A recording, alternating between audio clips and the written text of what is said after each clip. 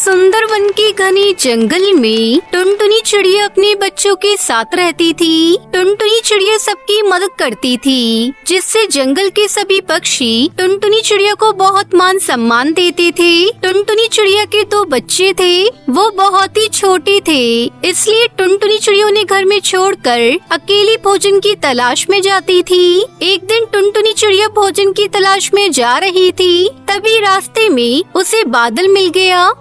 अच्छा हुआ तुम मुझे रास्ते में मिल गई। मैं पास वाले जंगल से आ रहा हूँ, वहाँ मैंने बारिश कर दी है और अब मैं पानी पीने जा रहा हूँ। 2 दिनों बाद तुम्हारे जंगल में भी पानी बरसाने आऊँगा। तुम जाकर सभी पक्षियों को मेरा संदेश दे देना कि मेरे आने से पहले वो सब अपना अपना घोंसला मजबूत कर लें। अब मैं चलता हूँ। ठीक है बादल भैया, मैं सारे पक्षियों को बता दूंगी। फिर बादल वहाँ से चला जाता है और चिड़िया भोजन की तलाश में चली जाती है। शाम को चिड़िया सारे पक्षियों को बताने उनके घोंसले में जाती है। हरी काका, ओ हरी काका, बादल का संदेश है। 2 दिनों बाद वो हमारे जंगल में बारिश करने आ रहे हैं। आप अपना घोंसला मजबूत कर लो। ठीक है चिड़िया बहन, मैं अभी से ही लग जाता हूँ अपना घोंसला मजबूत करने में। उसके बाद टुनटुनी चिड़िया कालू कौवे के पास जाती है, जो कि एक पेड़ पर आराम कर रहा था। कालू भैया, ओ कालू भैया, आपको बादल का संदेश देना है। क्या बात है टुनटुनी, जल्दी बताओ, मुझे बहुत जोरों की नींद आ रही है। कालू भैया, 2 दिन बाद बादल भैया हमारे जंगल में बारिश करने आ रहे हैं। उन्होंने सभी पक्षियों को अपना घर मजबूत करने को कहा है। लेकिन मेरा तो कोई घोंसला ही नहीं है। अगर आपको कोई घोंसला बनाना हो तो जल्द से जल्द बना लो, फिर 2 दिन बाद बारिश हो जाएगी। देखो टुनटुनी, अपने घर की चिंता करो, जंगल में कोई बारिश वारिश नहीं होगी। चलो जाओ यहाँ से और मुझे सोने दो। कालू भैया, आपको समझाने को कोई फायदा नहीं। खैर मुझे क्या, मुझे तो संदेश देना था बादल भैया का, जो मैंने आपको दे दिया। जल्दी 2 दिन बीत गए। टुनटुनी चिड़िया बच्चों के लिए भोजन लेने जंगल में गई थी। बच्चे घर में अकेले थे। उधर कालू कौवा टुनटुनी चिड़िया से जला भुना बैठा था।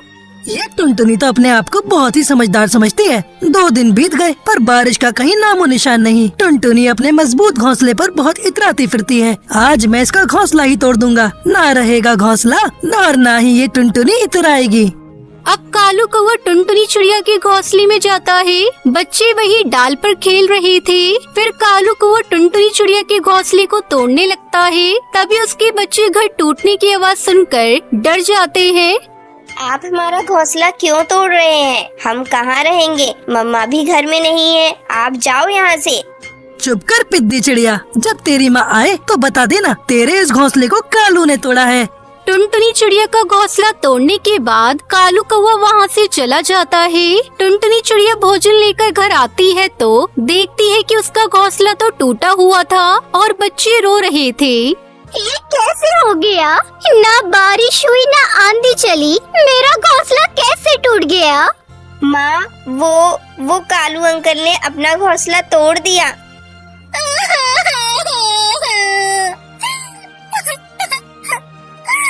मैंने कालू भैया का क्या बिगाड़ा था जो उन्होंने मेरा घोंसला तोड़ दिया? इतनी जल्दी मैं कैसे अपना दूसरा घर बनाऊं?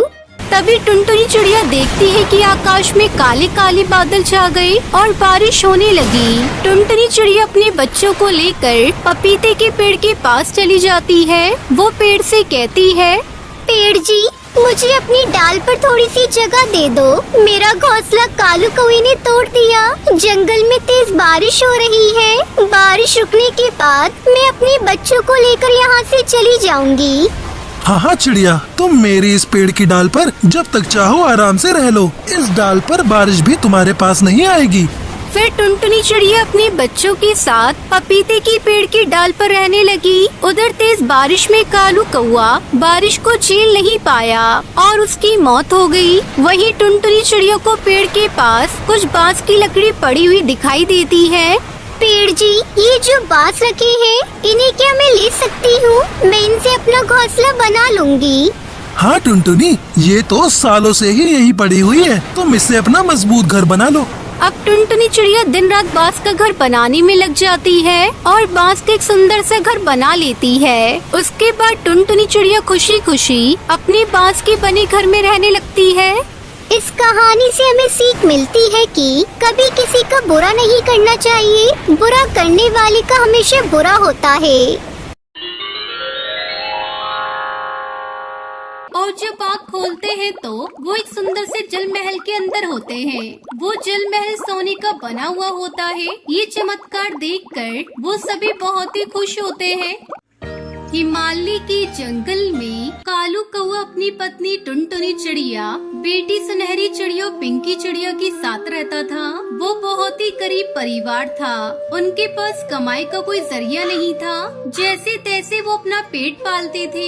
एक दिन वो सभी खाना खाने बैठते हैं तो टुनटुनी चिड़िया सबको खाने में दाल की खिचड़ी देती है। ये देखकर उसका पति कालू उससे कहता है, अरे टुनटुनी, ये क्या दाल खिचड़ी क्यों परोसी है? कोई सब्जी या रोटी क्यों नहीं बनाई? जी घर में ना तो कोई सब्जी बची है और तो और आटा भी थोड़ा ही था, इसलिए सबके लिए दाल खिचड़ी ही बना पाई। तब तक आप लोग हमारे इस वीडियो को लाइक और अगर आपने हमारे चैनल को सब्सक्राइब नहीं किया है तो जल्दी से सब्सक्राइब कर लें और कमेंट सेक्शन में जरूर बताएं कि आपको हमारी ये कहानी कैसी लगी। लेकिन माँ, मुझे तो और खिचड़ी खानी है। मुझे आज बहुत भूख लगी है। ये ले मेरी बच्ची, तुम मेरी खिचड़ी खा ले। ये क्या टुनटुनी, फिर तुम क्या खाओगी? एक काम करो, ये लो, मेरी खिचड़ी में से आधी तुम खा लो। वैसे भी आज मेरा पेट भरा भरा सा लग रहा है मुझे ज्यादा भूख नहीं है। मैं जानती हूँ जी, आप खुद भूखा रहकर मेरा पेट भरना चाहते हैं। हाय रे हमारी ये गरीबी, जाने कब दूर होगी। आज बाहर मौसम बहुत खराब है, लगता है तेज बारिश आने वाली है। हर साल हमारा मिट्टी का बना कच्चा घोंसला ढह जाता है, ना जाने इस बार क्या होगा। आप चिंता मत करिए, आज ही मैंने घोंसले की छत पर मिट्टी डाल दी है। टुनटुनी चिड़िया कह ही रही होती है कि तभी उनकी पड़ोसन हरी तोती वहाँ भागती हुई आती है और कहती है, टुनटुनी और कालू भाई, जल्दी करिए, अपना सामान बांध लीजिए, फिर से बाढ़ आने वाली है। बाहर मौसम बहुत ही खराब है और नदी का बहाव बहुत तेज है, कभी भी बाढ़ आ सकती है। जल्दी जल्दी यहाँ से निकलिए। ये सुनकर वो सभी हड़बड़ी से सामान बांधते हैं और वहाँ से निकल जाते हैं और कुछ ही देर में उनका मिट्टी का बना घोंसला बाढ़ में बह जाता है। कालू कौआ अपने पूरे परिवार के साथ एक पेड़ के नीचे बैठ जाता है। हे भगवान, ये तू हमें कैसी सजा दे रहा है जो हर साल आप हमारे बनाए हुए घोंसले को बाढ़ में बहा देते हो। कई दिनों की मेहनत से तैयार किए गए मिट्टी के घोंसले को आपने पल भर में ही गायब कर दिया। पता नहीं हम गरीबों की किस्मत में इस ऊपर वाले ने क्या लिखा है। मेरे बच्चों दुखी मत हो, ऊपर वाले के घर में देर है अंधेर नहीं, तुम सब हौसला रखो। लेकिन माँ, अब हम कहाँ रहेंगे? फिर से हमें नया घोंसला बनाना होगा। टुनटुनी चिड़िया रो रही होती है कि तभी सुनहरी को प्यास लगती है और वो अपनी माँ से कहती है, माँ, मुझे बहुत तेज प्यास लगी है।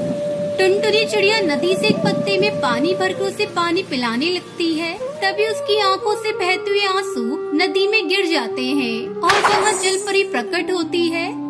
नन्ही चिड़िया, बस कर, अब और मत रो। मेरे कारण बार बार बाढ़ आकर तुम्हारा बनाया हुआ घोंसला तोड़ देती है, इसलिए अब मैं तुम सबको ऐसा वरदान दूंगी कि अब कोई बाढ़ या तूफान तुम लोगों को परेशान नहीं कर पाएगा। मैं तुम लोगों को ऐसी धन दौलत दूंगी कि जिंदगी भर तुम लोगों को किसी चीज की कमी नहीं हो पाएगी। अब से तुम सब इस नदी में बने सुंदर जल महल में ही रहोगे। वहाँ तुम्हें ऐशो आराम की हर जरूरत मिलेगी। तुम सबको जब भी इस नदी के अंदर आना हो तो अपने सिर को इस नदी में डुबा देना। तुम सब उसी पल जल महल के अंदर पहुंच जाओगे। लेकिन हाँ, तुम्हें खाने पीने की वस्तुओं को लेने बाहर आना होगा।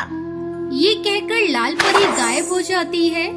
लाल परी की जय, लाल परी की जय। लगता है अब हमारी सभी समस्याएं दूर हो जाएंगी। चलो ना माँ, मुझे वो जल महल देखना है। ठीक है चलो। ये कहकर वो सभी एक साथ आंखें बंद करके अपना सिर नदी में डुबाते हैं और जब आँख खोलते हैं तो वो एक सुंदर से जल महल के अंदर होते हैं। वो जल महल सोने का बना हुआ होता है। ये चमत्कार देखकर वो सभी बहुत ही खुश होते हैं। माँ, आप तो बिल्कुल रानी लग रही हो। अरे बेटा, तू भी किसी अमीर चिड़िया से कम नहीं लग रही है, नजर ना लगे। हमारे अलावा यहाँ है ही कौन जो किसी की नजर लगेगी। चलो शुक्र है यहाँ कम से कम वो बबली कबूतरी नहीं है जो सारा दिन अपनी बकबक से मेरे कान खा जाया करती थी। अब तो मैं यहाँ चैन से रहूंगी। पर माँ यहाँ तो टीवी नहीं है और मेरा डांस देखने का बड़ा मन है। हाय रे, मेरे बच्चे को डांस देखना है। रुक, अभी तेरी माँ तुझे करके दिखाएगी। आज तेरी माँ बहुत खुश है। अरे भाई, तुम सभी का नाच गाना हो गया हो तो अब जरा पूरे महल को देख लें। और इस तरह टुनटुनी का परिवार अपने सारे दुख भूल चुका था और खुशी खुशी उस महल में रहने लगते हैं।